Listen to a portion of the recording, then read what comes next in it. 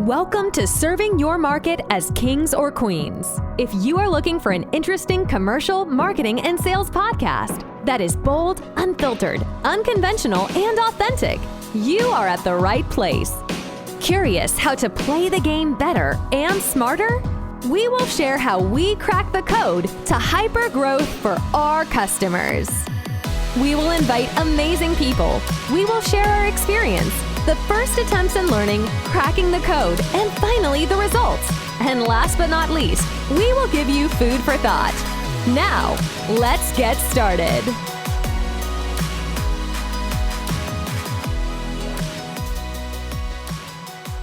Hello everybody and welcome to the podcast of Serving Your Market like a King or Queen. And today we have a special guest. We welcome Robert Verkade. Welcome, Robert. Hi, good afternoon. Welcome. Thank you. Thanks for having me. Great to have you in, Robert. So let me do a quick introduction on Robert, right? So I know Robert for quite some time now, I think. We met approximately 10 years ago or so. Robert is a servant sales leader with an extensive track record in tech and SaaS. And we really are happy here to discuss today on the topic of how the world of business development is actually changing. So, Robert, great to have you in.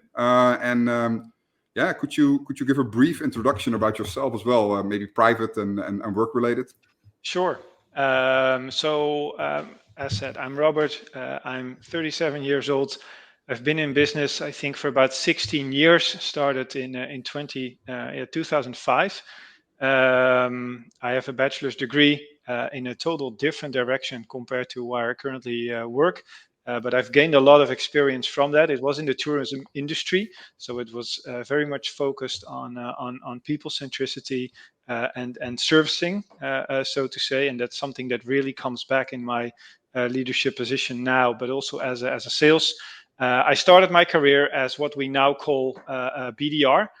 Previously, that was telemarketer, or that was a lead generator, or whatever name it was given. But I started as a BDR, and throughout the years, I worked myself through the ranks.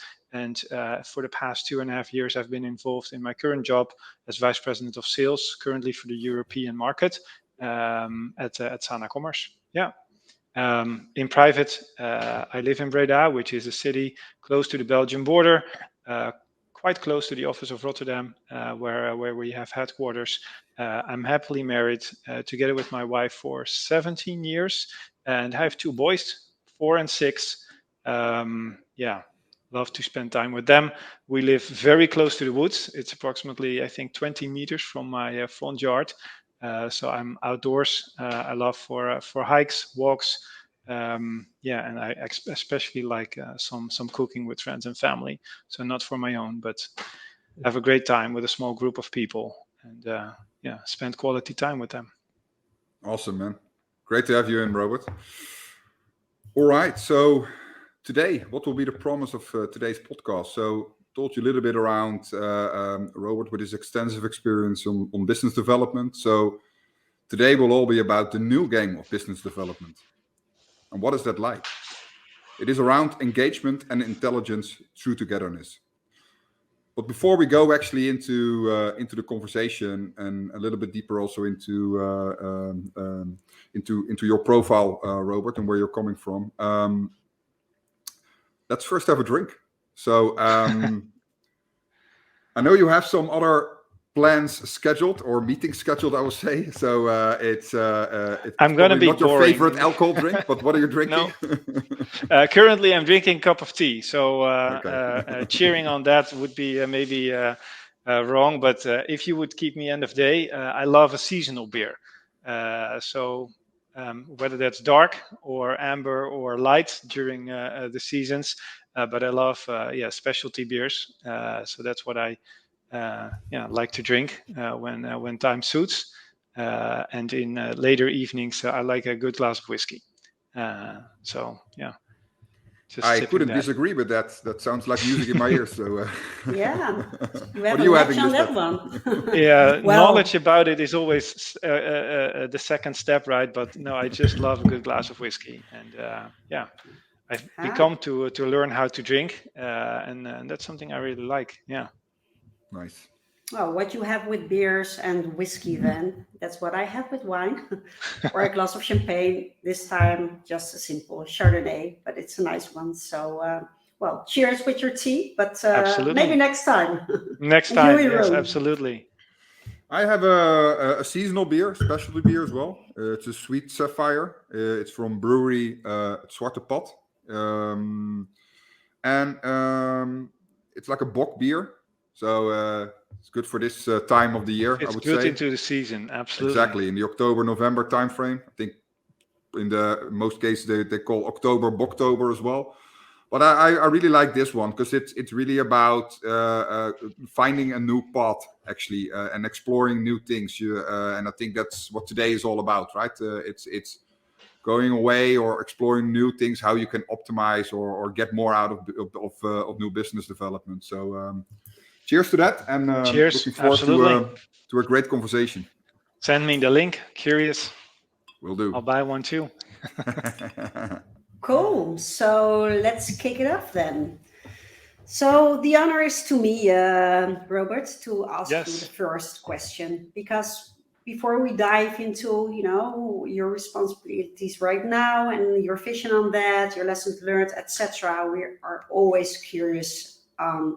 How did you get where you are today? Yeah, I think that started quite early. I've started working, I think, since I was 12, and I started working on the market. So I'm not sure if I was always tend to go into sales or into B2B sales, but I have always been, let's say, slightly commercially involved from a very young age. Both my parents, one worked in the health care industry, the other worked for the government as a military man. So there was for me no connection to the commercial world. However, I just started working, and that's what I really like: being amongst people, working hard, which in the end also paid out, especially on a young age, being able to do some nice stuff for yourself, and next to what you perhaps received from your parents. And I've continued on that path ever since. I've always worked during my studies to provide for myself. And I found out that if I disliked something, I would quit it immediately. What has brought me here, I think, persistence, perseverance, and especially also patience. And that's, I think, where it comes into the topic of BDR. I started as a BDR, and what I see and what I have seen around me is that a lot of people tend to want to drive their careers forward as fast as possible, which I can imagine, right? Because it's appealing, taking that next step. However, I've always learned that being patient and really showing what you have got and what you can and cannot do also provided for the next steps into my career. And having that patience sometimes just gave me that additional step into my career. I've worked for my first employer for almost 14 years, which is also quite an exception, as I see that in the market. But I'm very loyal as well, because if I like it somewhere and it offers me the opportunity to grow, then for me there is not always a reason to look outside. But I'm also really happy that I took that step 2.5 years ago, taking that step to Sana. And in between, what also really brought me where I am now is taking 2 3-month leaves. So I took that time off, one with my wife and kids, and we traveled.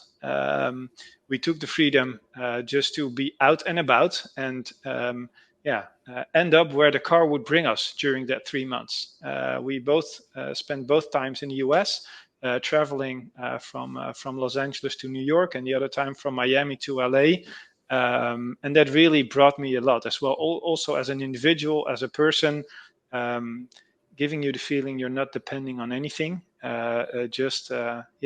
Have a great time and freedom. And if you have the privilege of doing that, I would always recommend people to do that, especially when you have kids and they're young. Yeah, it was one one of my key milestones throughout the past 15 years. I won the Youngster Professional Award back in 2011 already, but as a BDR growing into the next steps, I was one of the first winners of that professional award by the Sales Management Association in the Netherlands, which was also a milestone for me as an individual, which I celebrated and which brought me a lot, also in terms of network, in terms of connectivity, and in terms of opportunity.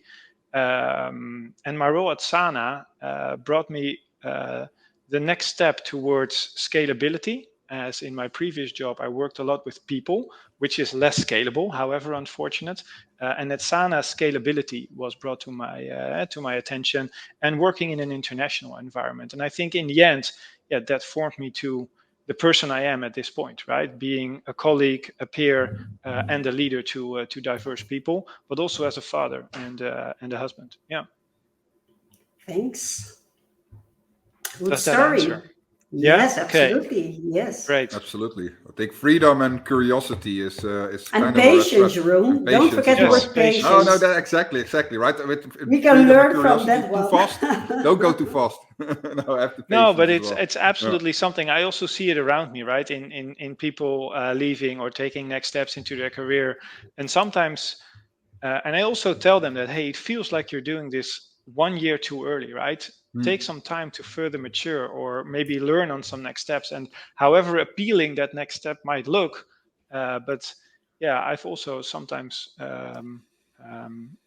through, let's say, not bad experience, but by bumping your head into a wall, and knowing from myself that, sometimes I was too eager to make that step, and having that patience, sometimes brings you a lot more.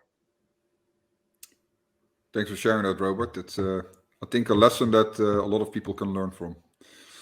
All right, so let's go into the first part of the dialogue on the topic of today, and that we kick it off with the growth fundamentals.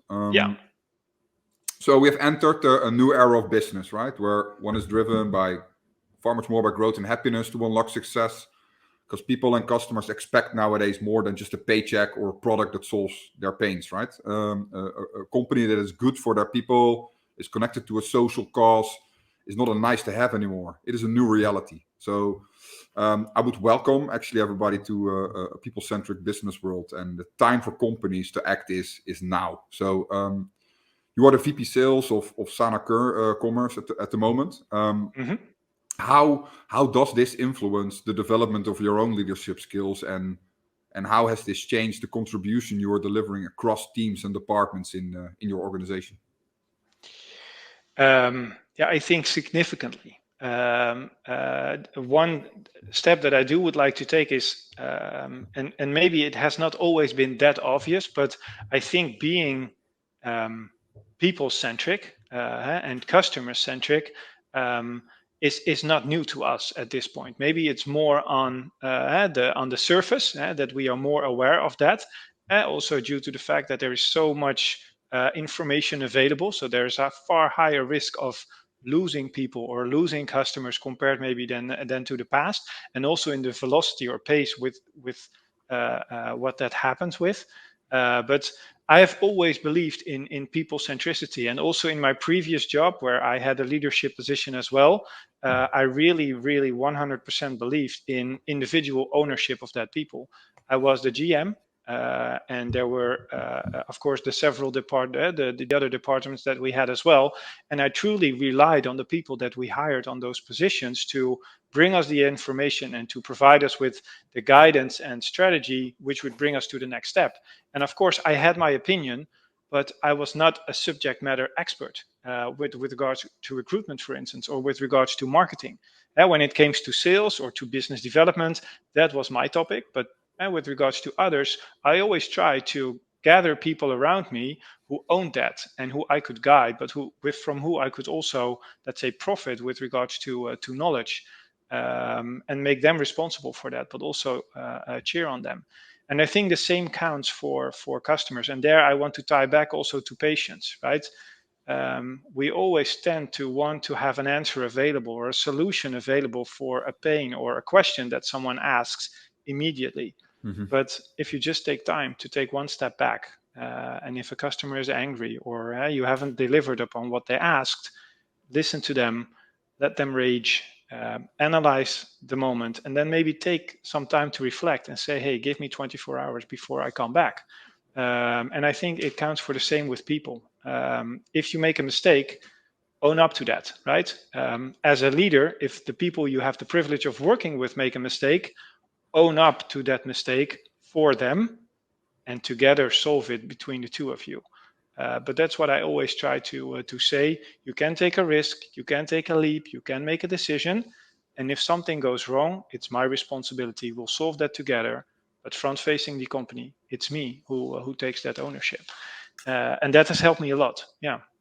Yeah, it's really creating that, right? It's an environment you actually create, right? For your team, for the company to work cross-departmentally together, instead of being a leader with a, what is it? Almost like a rigid line.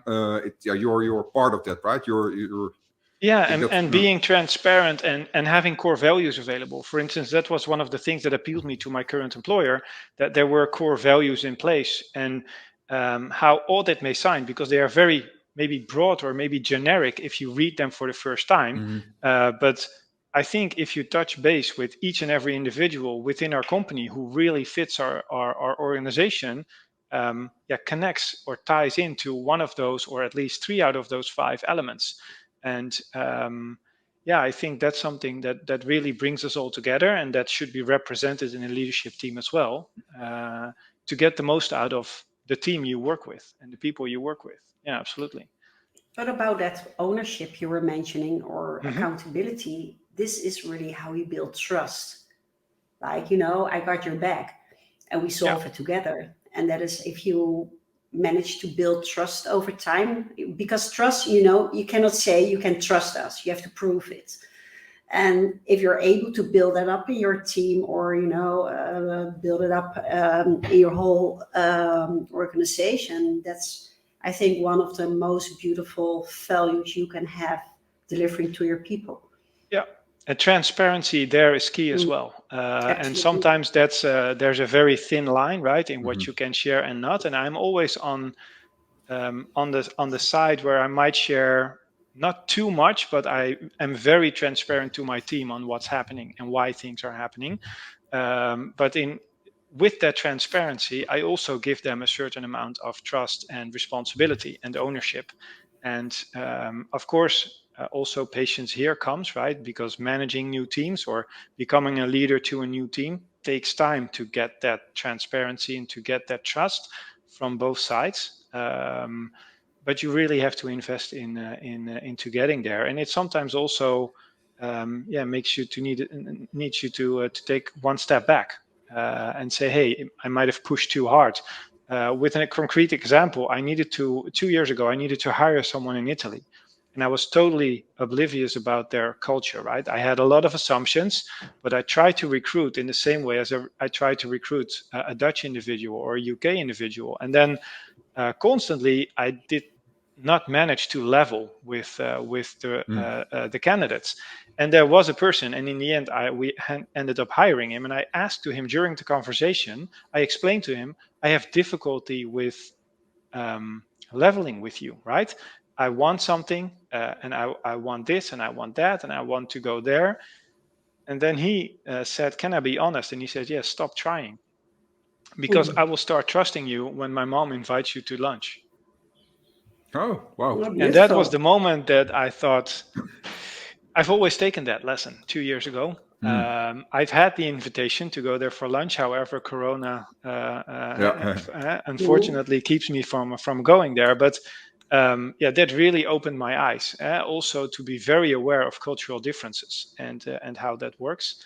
And it might be a very obvious one, but in Europe, we tend to have a lot of different cultures at hand, and we need to be very reflective on that. And working with teams in DACH, in the UK, in Italy, but also in the Nordics has really learned me a lot about making that connection, people centricity, but also in the way how to engage with customers in those diverse regions and what you can and cannot do.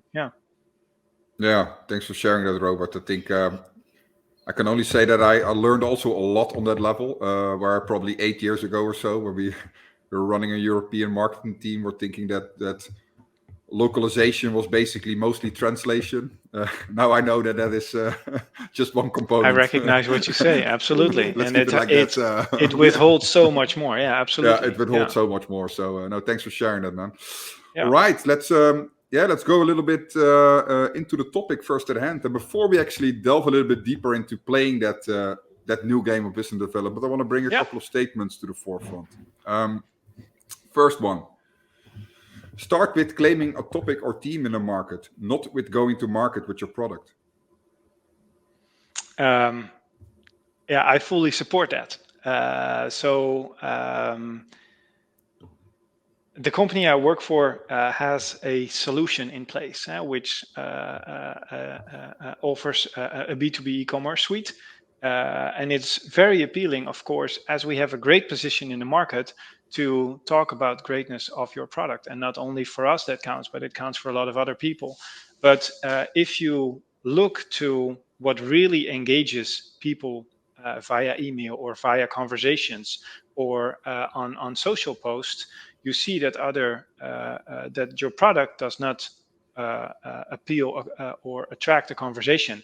If you post something on social or you do an inbound email, for us, I think we should talk about the impact that we can make or the business value that you have to offer. And that has nothing to do with the product that comes, because that's how you solve it. That's not what you solve in the end. A great lesson I had a week ago was from one of our social marketers telling the team about humanizing the way of communication she does on social media posting. And that really struck me. So I've asked her to do that session as well for our partners upcoming Tuesday in a broad session with about 150 attendees, because I truly believe that humanizing aspect of communication and really making an impact around a topic or a subject matter will draw more attention to you and to your company than telling that you have the most fantastic product to offer. Because in the end, I am honestly a huge believer already for 16 years that if you really are able to make an impact, that they in the end always understand that you have something for them which solves that. And that's something I think you should be focusing on. It's more the long-term investment. Especially if you're talking about and that lasts. That lasts, and especially with regards to solutions that we offer to the market, because they will never be sold in a week, right? That's really a 1% chance that happens. So it always takes a long time, and one of the beautiful elements to connect it to business development is that where sales cycles tend to take 3, 6, or 9 months. It also happens that creating that first opportunity or that first lead at least takes the same amount of time to create that awareness. And a lot of people sometimes forget that, as we see in the market, right? You start outbounding, you start calling, which I still believe can be very relevant, by the way, depending on how you approach that. But it's all about also marketing, right? The cold call is not about getting the best relationship during the first call, because that will never or almost never happen. No, indeed. Thanks for sharing. So fully agree to your statement. All right, let's bring one other statement up, probably in line with that a little bit. Realizing engagement and getting in intelligence in the buying group is a shared responsibility of the commercial team. Also there, I fully agree. Not saying that at this point in the teams I work with, everything is already 100% organized there. But I truly believe in that, because in our commercial activities, sales, pre-sales, but also business development reps, marketing, but even the product department, and at final stages, customer success and the delivery organization have their own specific roles. So we all need to be aware of how we engage, what we tell, what we sell, and in the end, what we deliver.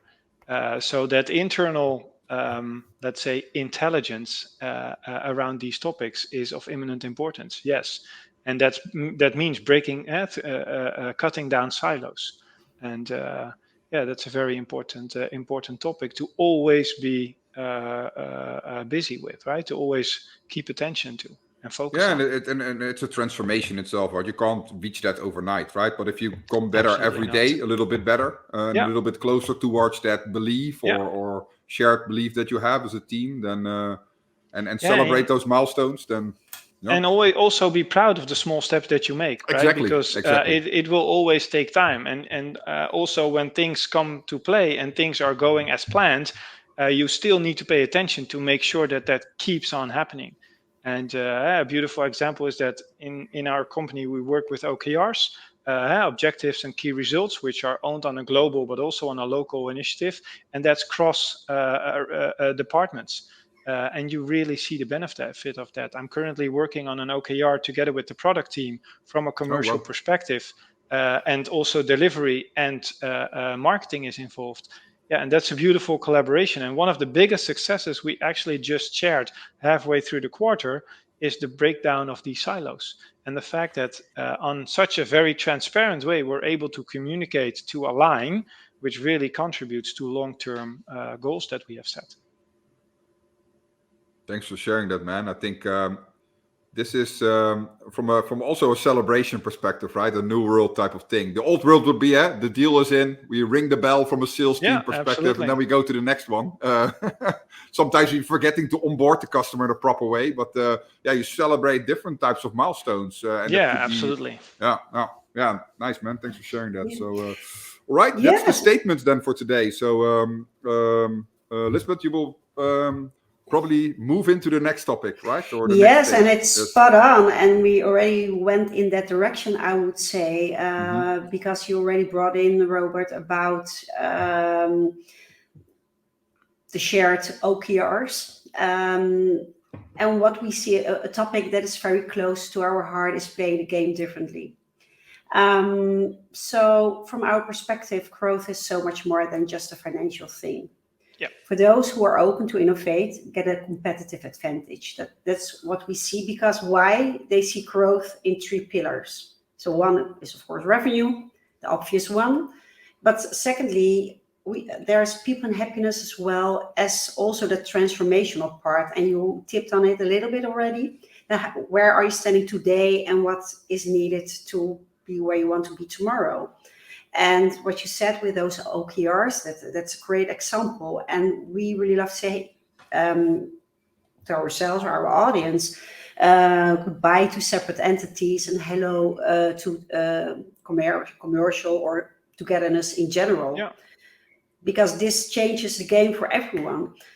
And so my question around this topic, so to give you some context here. So why do we believe that this engagement, but as well as the intelligence from both the buying group, we talked a little bit about that one, but as well as the intelligence from the whole internal commercial team, how are these things are coming together, and how does it contribute to achieve growth more easily, I would say?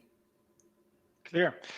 The first thing that comes to mind is because it contributes to being a team, to collaborating, and it emphasizes that you're in it together, right?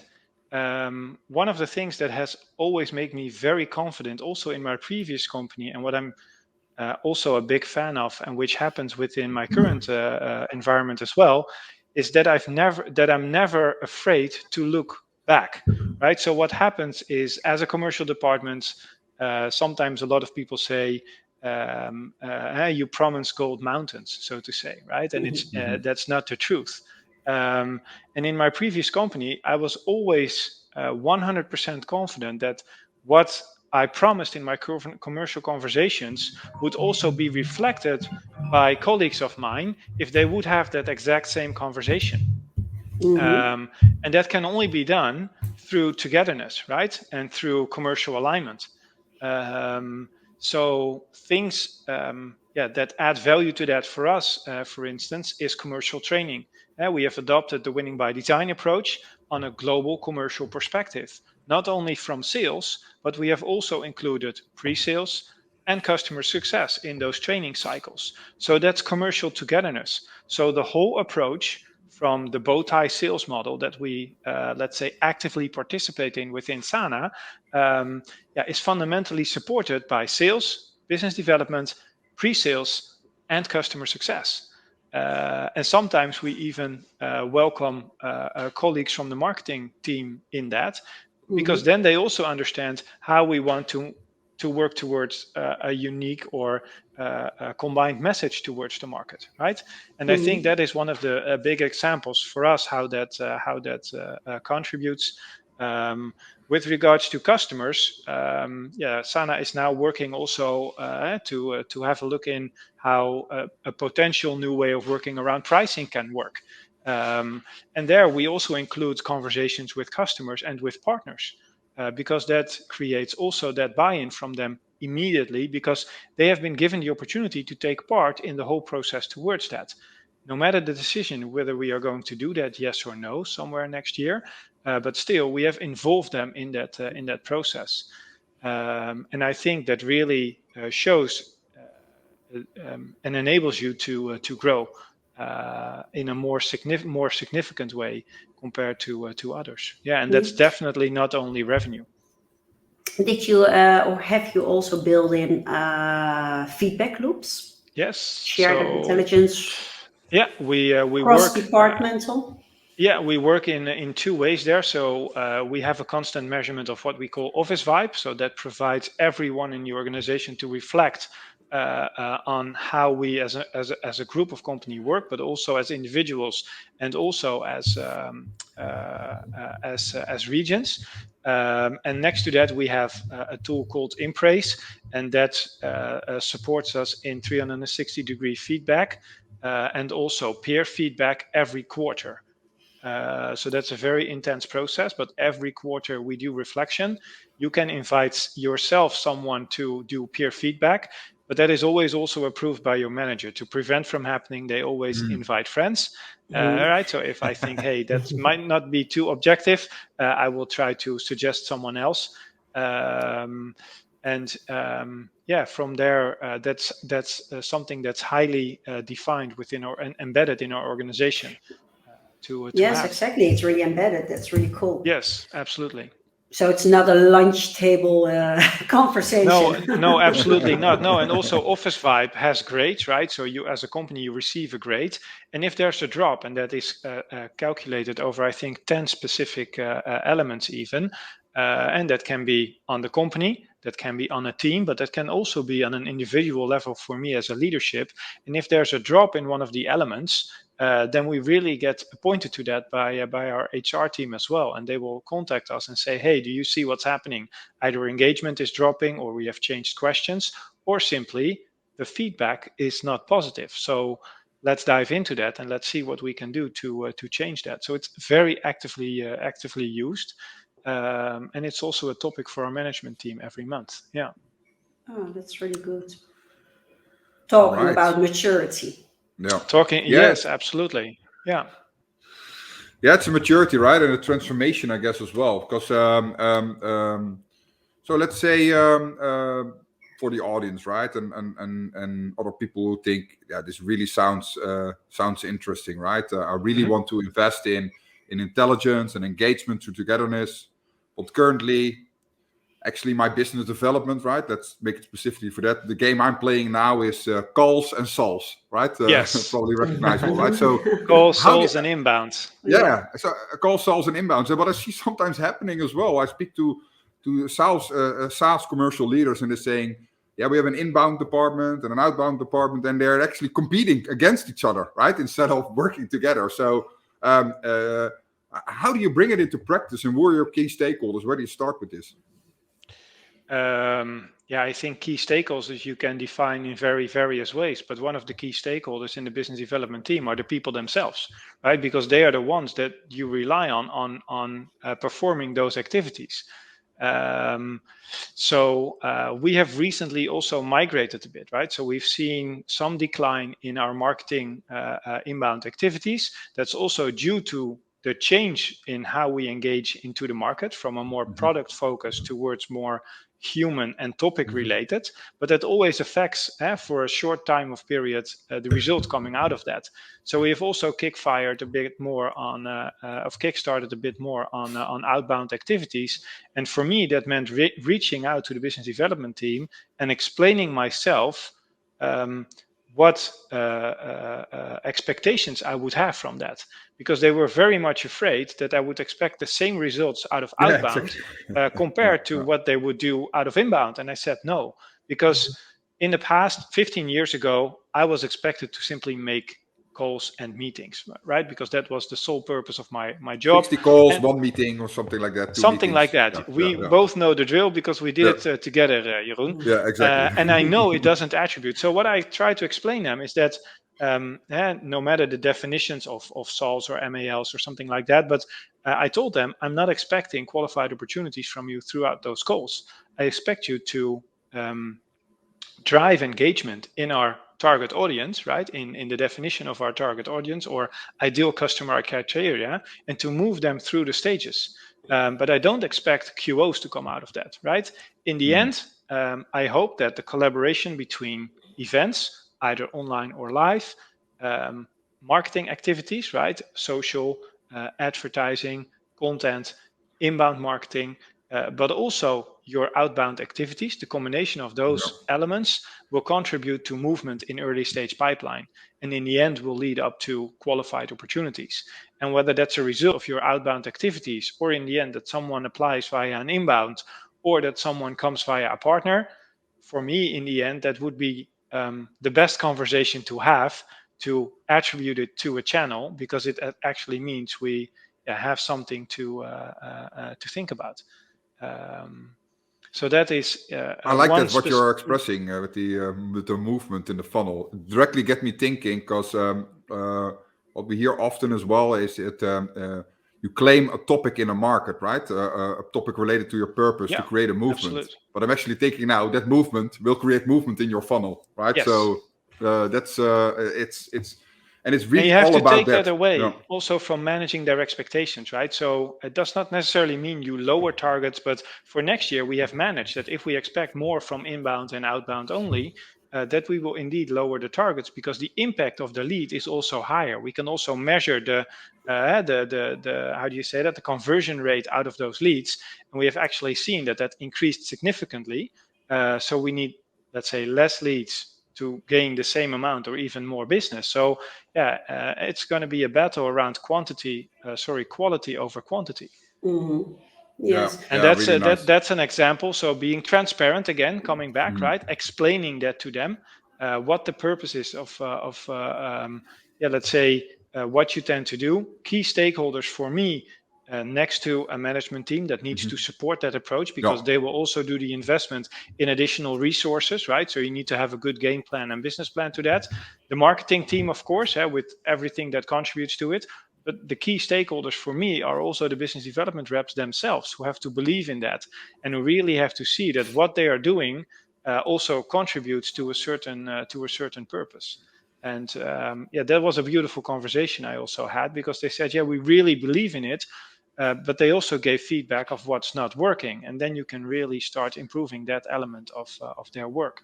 Yeah, and that's really good, because yesterday we had a conversation about focus and time.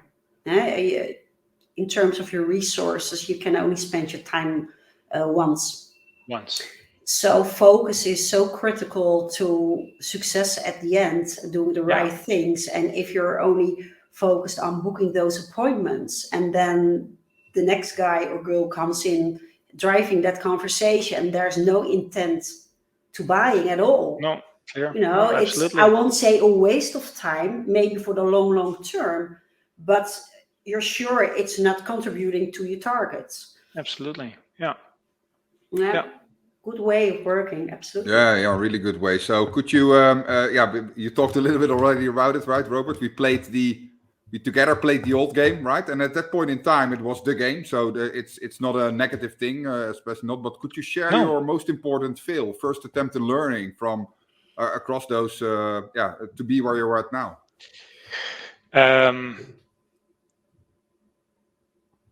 I think taking too little time in prepping your calls is one element, but on the other side, also hesitating to pick up the phone, right? A lot of people want to be prepared as if they are in this meeting, right, for 45 minutes, whilst we both know that approximately 80% of your dials will lead to no engagement or no contact even with the other end of the line, right? So there's a thin balance in how to prep and to have your conversation ready. My first attempts to learn, everybody strives for that meeting, and that works in single business elements, right? If you buy very simple things or sell very simple things, that can be a purchase in one call, but that doesn't work for, well, you have worked for a company called Proact. You have never sold your first deal into a first cold call outbound, right? It's all about triggering attention and engaging with an individual on that level. And I think only that will, especially as a starting BDR, takes you already 3 to 6 months in order to become professional in that, right? I think those first attempts of learning also comes back to perseverance, persistence, and patience, right? Owe yourself the time to get on top of the job and to really get into it before you come and make your next step. Yeah. Nice, man. I think those are probably quite recognizable learnings, at least for me as well. So and over the period, the game does change, to be quite honest. So where in our time maybe that call could lead to a meeting, that doesn't happen more often now, right? So it's you also have to adapt and be open to that. And also take the people and the stakeholders with you on that journey. But still, you need to have your input there, right? You have to be knowledgeable around the topic, but you especially have to be aware of asking the right questions and making an impact, because that makes the connection.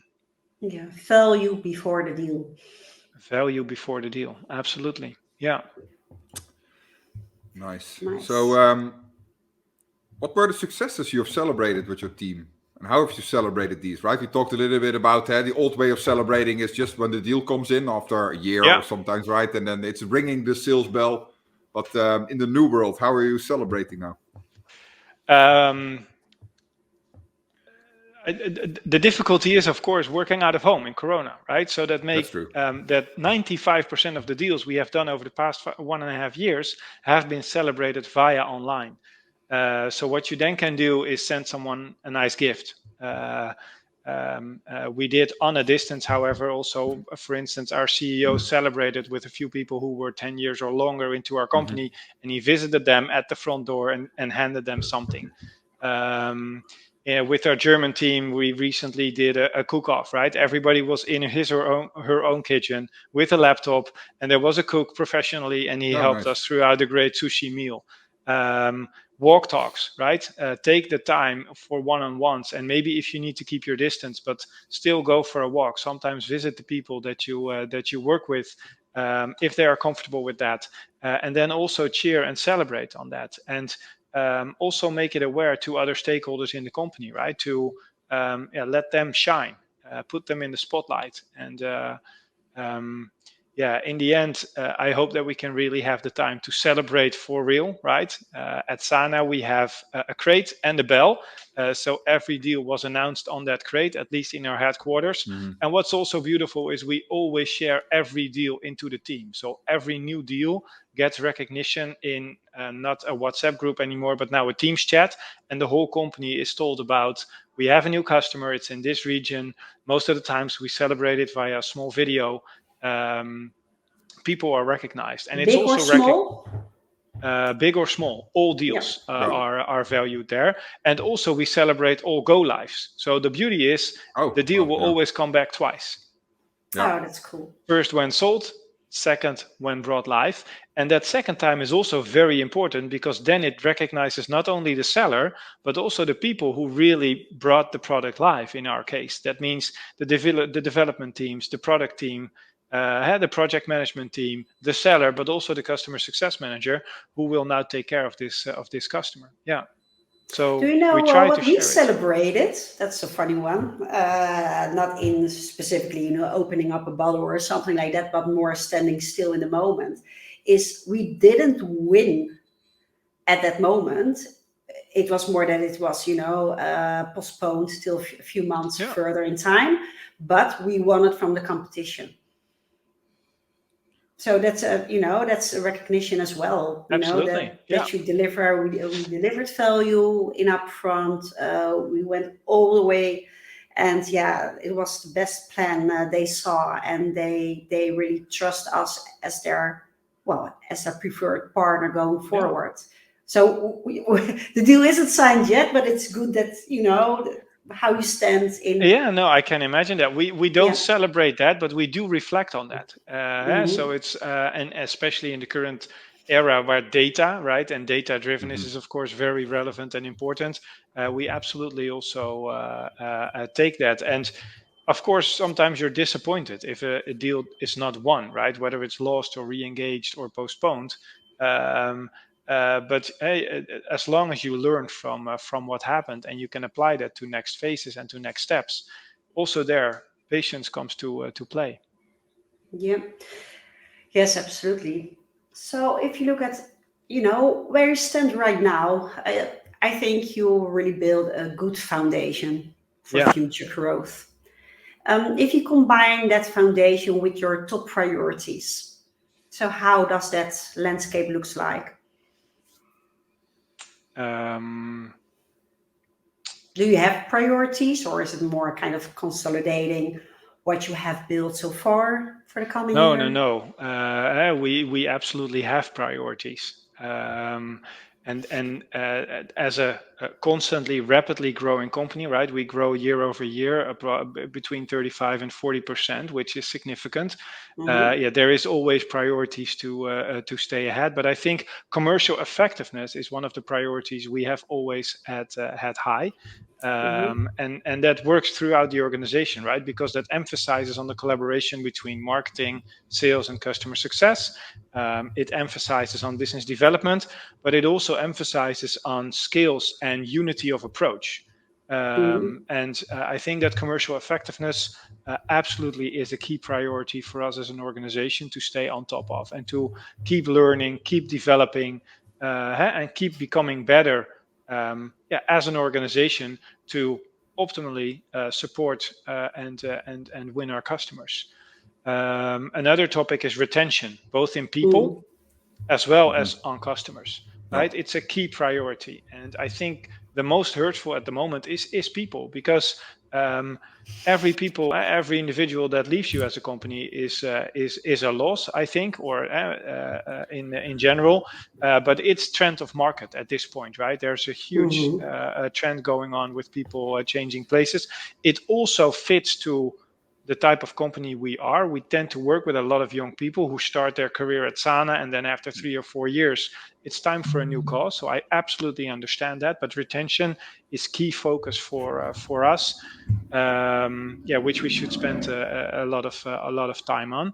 And another one, and that stands fully aside from commercial success or not, but it's becoming more SaaS, which is crazy maybe, but we have a lot of custom environments, and that also triggers challenges, right, in commercial conversations. So we really set out for a very strong focus on becoming a SaaS organization. And that heavily involves the commercial organization as well. But there's more for next year as well around several topics. But those are 3 that have been focused. I know you've talked to one of my colleagues, Jeroen, as well, Tim. Enterprise is also a big focus for us, because the way that you anticipate on what we call commercial market deals and enterprise deals, there's a huge difference in that. Also with business development and the market approach. So that has been also a topic. So there's so many things to cover in what we're now doing. But that keeps us alive. 1 year right? is too short to achieve in 1 year. Yes, absolutely. Never a dull moment. Never a dull moment. No. Okay. And I wouldn't have it any other way. Exactly. Otherwise, it would be if it was too easy, right? Then it would also. It's fun to work together on these types of priorities, right? As one commercial team, and I think that's that essence, right? And that DNA and those values that that you have in place, right? You can only be proud of that. So let's say to the audience, right? So Robert, if you let's say, wow, this story inspires me. This story activates me. Could you give three tips for the ones that want to get started with this, right? The new game of business development and really driving engagement and intelligence through togetherness. What are 3 tips for them to start with from your view? Lisbeth, you already touched upon one. I said stay close to yourself and keep focusing, because focus is one of the most important elements. I've learned that the hard way over the past 2 quarters myself. Prioritize and focus is really important, but also that element of staying close to to yourself, right? Because if you don't believe in it, it's going to be very hard to make others follow that path. To be honest, a second one. Advocacy. Yes, absolutely. Adding to that is keep an open mind to feedback from whoever it comes. That can be partners, that can be customers, that can be peers, but that it can also be people from the team you have the privilege of working with. But that feedback is really, really important. And I think stay human in all your conversations. I love it because a week ago that word was brought to my attention very close, and I've seen it back 3 times, also in a Winning by Design course past week. What happens is that a lot of people tend to see business and personal activities on a different level. Exactly. And they tend to approach that in a different way, or representing themselves in a different way. And a few years back, I had intensive coaching from a professional psychologist throughout my first steps and becoming a leader. And he really pointed my nose. He reflected on that with a mirror. He just started doing what I did as well. And I was really, how do you say? I can't find the word, but it messed my mind, so to say. And I said, "What the fuck are you doing?" And then he said, "Yeah, this is your behavior, but this is not you.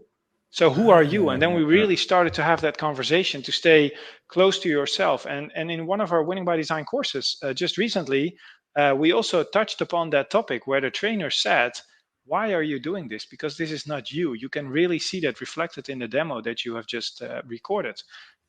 Stay close to yourself. Just be yourself. You're a human being and an individual. You can make mistakes. You can sometimes mess up. You can make a joke because in the end, people buy from people.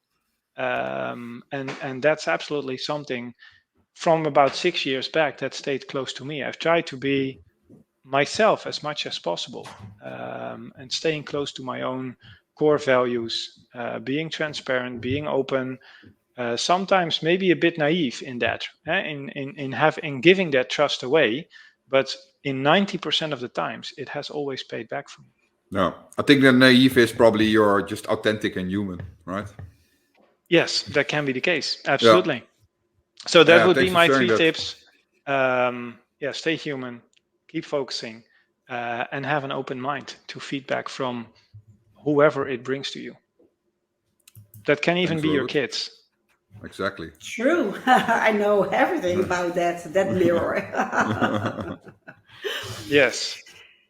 We have one question left for you, I think, right, Jeroen? Yeah. We're at the last one. So you came far, I would say, also in terms of your maturity, being so open and reflective on yourself, and and also your previous milestones. But what is still on your bucket list? Can be personal or business. That's a very honest question, because it's something I've already done. But having the liberty to take such a 3-month trip off, I would absolutely do that again. And I really hope that I will have the privilege of doing that again. And no matter where it goes or no matter where it is, but that 3-month period time off, or maybe if towards the future that can be a bit longer, that is absolutely something I hope at some point to experience again. Because the first time it was together with my wife, and it really brought us closer together. The second time it was with our kids. We had the privilege of marrying there even, but it brought me really close to my kids. I have always told everybody, if I could do the same trip again, I would not think 1 second of saying yes to that, because I would absolutely do. And I think it brought me so much joy. It brought me so much freedom, and room for breathe and relaxation, and just Being not you. thinking about maybe? being myself, and not thinking about where the next day would take me, because I would just rather see that the next day. That feeling I really hope to experience again, because I can't describe it. It just feels magic. Yeah, it's really cool. Thanks And for I feel sharing it that, as a Robert. privilege, right? So as well, something you've worked for yourself, you also make decisions that bring you there. But it's really something that felt really, really good. And do you also have a professional one? I think staying as happy as I am in my day-to-day job, right? You can say a bucket list. One of the bucket lists I had was traveling for my work, which I didn't. Mhm. So about 2 years just prior to Corona, I had the privilege of visiting our team in Australia and New Zealand, which was a huge step for me. I loved it. Of course, being away from your family for 10 days was a different step, but I really loved it. So that was one of my bucket lists in business. But I think one of the focuses for me is I've always stayed very close to when I felt uncomfortable or unhappy, that I decided for myself to move away. And I hope that I will always have the courage to do that. I can't say I have a specific title or role, because that's not my focus. I think happiness in your job and doing what you love, is the most important element wherever it brings you. I think that's the most beautiful, this thing I've ever heard, being happy in your job, because that's where it's all about. Thanks for sharing that, man. That's it. Maybe not a bucket list item, but for me, that's an important element. All right. So, thanks a lot, man, for sharing your story, Robert, and your learnings and your viewpoints on business development. I think we, to wrap this up, right? What's the conclusion actually of this podcast? We touched so many points, right? But it's the new game is all about intelligence and engagement. But actually, if I pick it one level up, right? Stay human, be happy. I think those are two very important traits that are actually fueling that, right? Instead of running as much calls and salts as possible, right? That's the old game, right? Yes. And being patient. Yes, being patient as well, right? Because you need to transform from one to the other as well. It doesn't happen overnight. So thanks again for being our amazing guest. If people want to hear more about this, right, want to reach out to you, can they best do that through LinkedIn? Yeah, sure. LinkedIn. Always happy to connect and spread the word, have calls, networks. Absolutely. Thanks for having me. Thanks for offering me the opportunity to bring this and to have the conversation in your podcast. Really nice. And this also shows what it brings if you nurture long-lasting relationships, Jeroen. Exactly, man. That's exactly the thing, right? It was a great pleasure to be in here, right? I think we talked about the old game, right? But and indeed, Absolutely. Now we're a couple of years later, and we are here in this together. And thank you again for your time and a great conversation, Robert. And I want to thank everybody for listening in again, and we hope to see you next time. Thanks. Bye-bye. Thank you, Robert. Bye. Bye-bye.